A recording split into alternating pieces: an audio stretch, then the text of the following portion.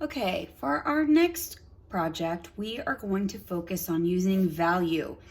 And value means how dark or light a color is. So you can have a really dark color or you can have a really light color, like white. In order to make your value look really good, one thing that artists often will do is use this element of art value to create the principle of design contrast. Contrast. That means you have opposites. So if I have contrast with values, that means I probably have something really dark next to something really light. To have low contrast, everything might be in that middle gray area. But to have high contrast, you want dark and light together.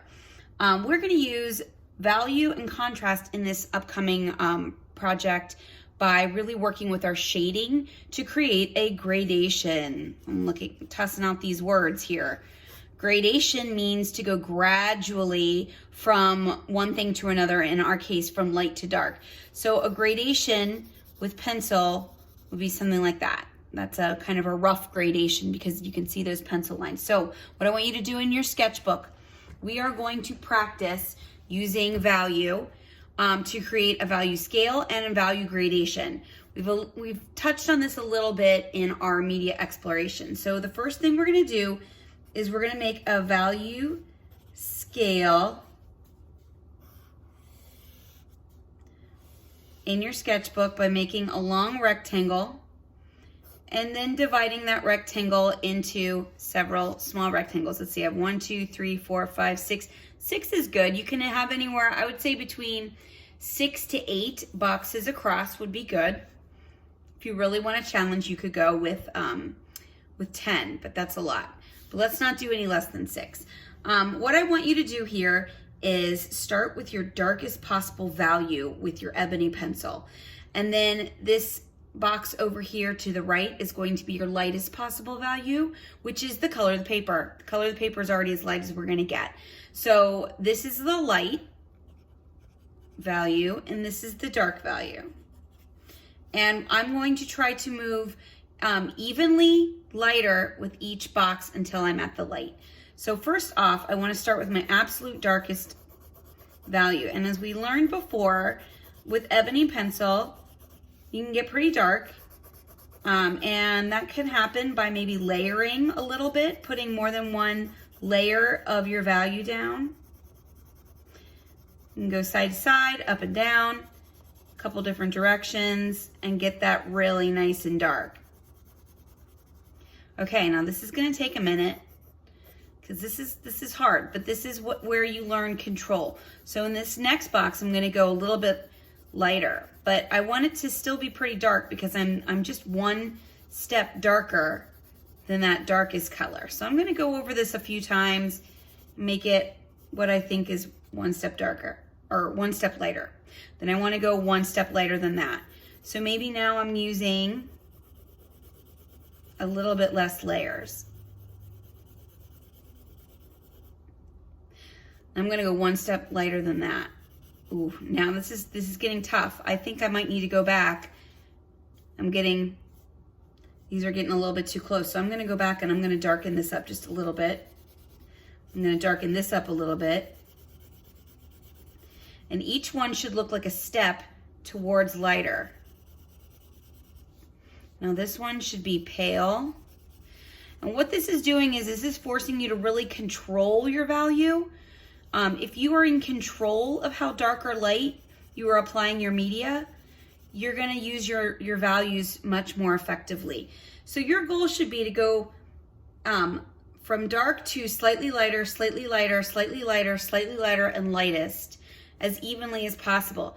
And here's my trick. What I do is once I've gotten this finished, I squint at it. And if it looks like it jumps too far, I might go back. Like this looks like it maybe jumps too far. So I'm going to go back. I'm going to make that one step darker. And it takes a little back and forth.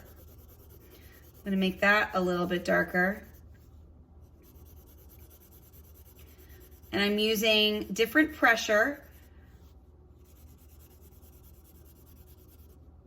And that feels a little bit more even to me. So this is an example of a value scale. This forces you to really control your pressure and your layering in order to make your values go lighter and lighter and lighter. Now in our drawing, we want to make sure we have these very rich darks and we have these very nice bright lights and that we have all of these values in between. Now the difference with a gradation is that we want all of these values to show up, but now we want them to be gradual. So I'm going to move that up a little bit. And now what I'm going to do is I'm going to start with that really dark color. But now I'm going to start getting a little bit lighter as I move across the page.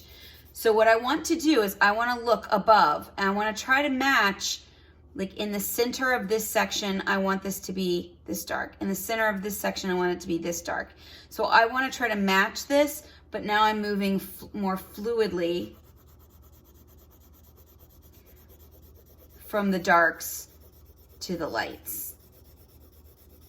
And I'm just going to ease up on my pressure and maybe even spread out my layers a little bit, kind of separate my lines until I just fade out completely.